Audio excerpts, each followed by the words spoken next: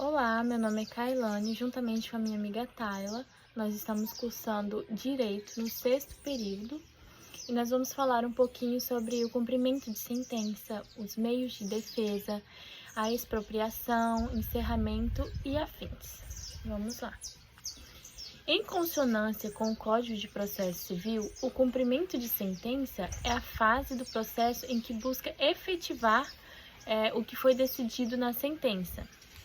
Geralmente, uma condenação ao pagamento de quantia, entrega de coisa, obrigação de fazer ou não fazer. O prazo para o pagamento voluntário.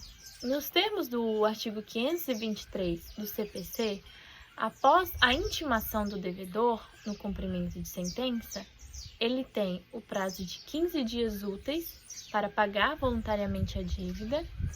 Se não pagar neste prazo, incide uma multa de 10% sobre o valor da condenação e também os honorários de advogado no percentual de 10%. As medidas cabíveis em caso de não cumprimento. Se o devedor ele não paga voluntariamente, o credor ele pode requerer a penhora dos bens, inclusive via bloqueio de contas. Ele pode pedir a inclusão do devedor em cadastro de inadimplentes, pode requerer a expedição de mandato de penhora e avaliação e pode ser requerido o protesto da sentença. Quais são as medidas possíveis para o recebimento? Se o devedor ele não cumpre a sentença, o credor pode requerer a penhora dos bens, como a conta bancária, os veículos, imóveis. Pode também requerer alienação judicial, que seria o leilão dos bens penhorados, negociar o parcelamento ou acordo judicial, impor medidas atípicas em casos excepcionais, como a suspensão de CNH ou passaporte, quando houver indícios de má-fé e o devedor tem meios de pagar. Um exemplo é quando inclui a recusa em assinar o acordo de quitação ou o descumprimento de prazos estabelecidos para negociação e pagamento, resultando no avanço para a fase de execução e possível leilão de bens. Olá, meu nome é Tayla e eu vou dar andamento ao que a minha amiga Kailane falou sobre as medidas possíveis de recebimento. Se o devedor ele não cumprir com a sentença, o credor ele pode fazer o quê?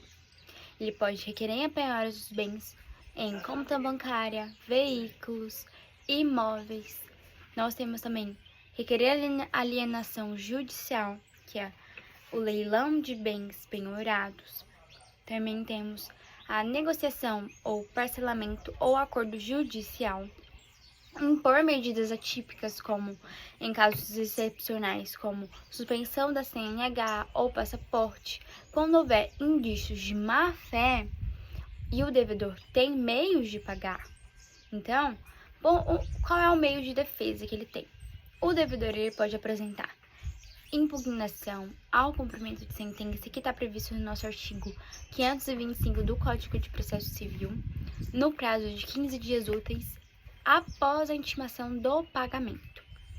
Nessa impugnação, ele pode alegar excesso de execução, inexequidade da sentença, prescrição, pagamento já realizado e a falta da intimação correta.